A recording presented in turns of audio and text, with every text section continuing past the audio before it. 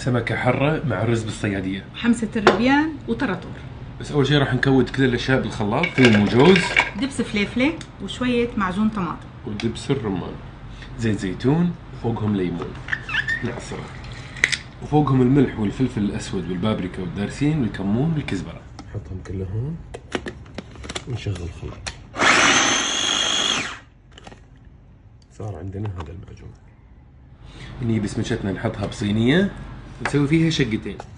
ناخذ هالخليط بالايد وندهن السمكة من برا ومن داخل وبالشقوق هذه، ونحط داخلها ليمون وروزماري. حط فوقها شوية زيت زيتون، حط بالصينية شوية مي وغطيها مشان ما تنحرق. سكر عليها بورق الزبدة وبالقصدير.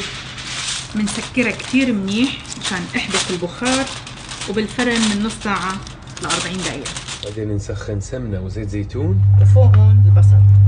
لما يصير هذا لونه كذي نحط معجون الطماط، ملح وفلفل وبهار السمك والكمون والكزبرة والدارسين والبابريكا مكعب المرق، والدارسين واللومي وورق الغار وفلفل.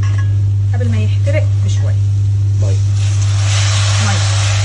نحط العيش المغسول بسمتي، من يبدي يغلي نغطيه ونصغر النار.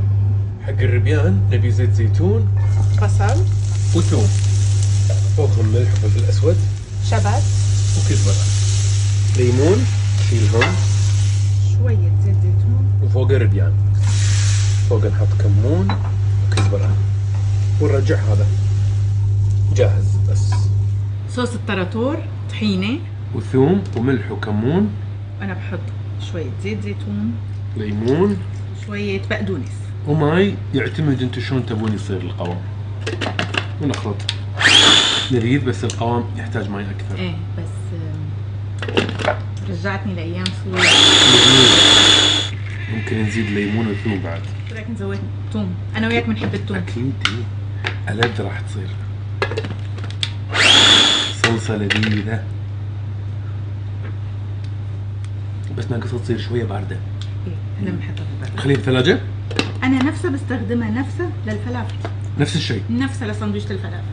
الحين صار كل شيء جاهز، العيش والربيان، تشيل السمكة نحطها فوقهم، بحط شوية من مرقة السمك فوق الربيان عشان يصير عندي نفس صلصة.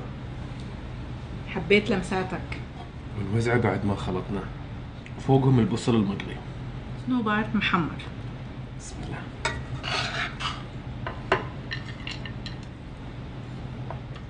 الأكلة لذيذة، العيش، الربيان، الصلصة، السمك، كل شيء فيها صح. البصل المقلي، صحة وألف عافية. الله يعافيك. شيء وايد لذيذة.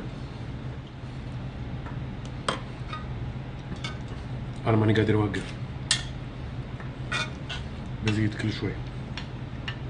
سبق وقلت لك وبرجع بقول لك، الأكل عندك أطيب من بيتي. صدق؟ ليش؟ ما بعرف. ما أدري، بس هذا وايد لذيذ، شيء وايد حلو. لذيذة.